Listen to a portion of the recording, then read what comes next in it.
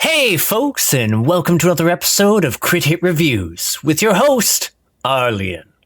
On today's episode, I'll be talking about the review copy I received of Pilgrim Adventures, a puzzle adventure, A Sceptics Guide to Magic. Find out if I was left feeling skeptical as to this murder mystery's potential, or if it turned me into a true believer by the end. Plot-wise, you step into the shoes of one Lester Chapman, a forensic investigator who finds himself involved in a murder mystery that is more than his fair share of mysticism at its heart. A fact he discovers due to his own affinity for sorcery. If he's to have any hope at getting to the core of this conundrum, he'll need the guidance provided by a pair of teenage witches who are also investigating the murder of their friend. So, less feel-good Sabrina the Teenage Witch and a bit more Hellblazer given the body count and snide Englishman involved. Now, as a narrative-heavy title, it is pretty important that it manages to have a decent sense of pacing and presentation. Sure, there's some moments where things feel a bit heavy-handed, but it manages to do a decent job of offsetting them with some genuinely amusing or funny bits of dialogue. That said, for a game that does mention multiple endings as a perk, it should be clarified that triggering these only requires picking a different choice between one of 4 dialogue options at the climax. Though, they did at least showcase enough differences between them that I felt it worthwhile redo the final segment to see them all, and that is thankfully an easy enough process. As far as games go, A Sceptic's Guide to Magic does lean more on the puzzle side of things than the adventure aspect, as while you do gradually explore the world, talk to people, and engage in chronic kleptomania, the crux of how you actually advance the game is solving its various puzzles.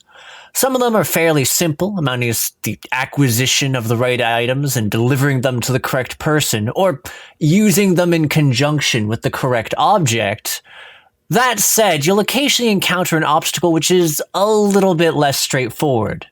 I mean, it's not incredibly unpredictable, given that you unlock the ability to cast spells in both a relatively linear and limited fashion, which vastly reduces experimenting for what the proper solution to something in the game is at a given moment.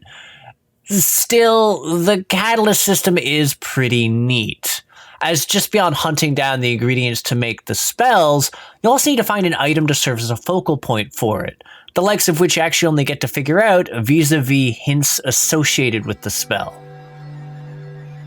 Anyways, on the audio level of things, I don't really have much to say here, other than that it was fairly pleasant to listen to all of it.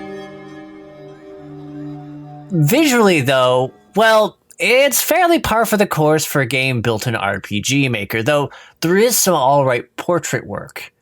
I will say there's apparently some pixelated naked bits, but there's an option to turn that off for those who don't want lewds in your ludicrous murder mysteries. I did not want lewds in my ludicrous murder mysteries.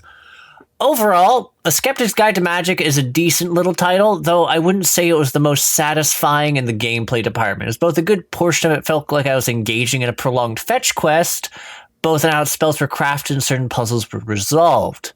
My favorite moments were generally figuring out the applications of the less straightforward use of spell work and the task of figuring out the catalysts.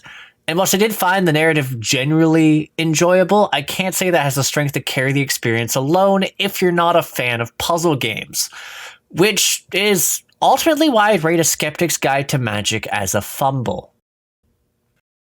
Anywho, thanks for tuning in. If you agree, disagree, or just have something to say to me, feel free to comment. And for those interested in more indie reviews, developer interviews, podcasts, or Monday TTRPG content, hit the subscribe button and the bell so you know when there's a new release. There's also Discord. You can click the link in the banner or the description and become a part of our community, the Crit Hit Cauldron.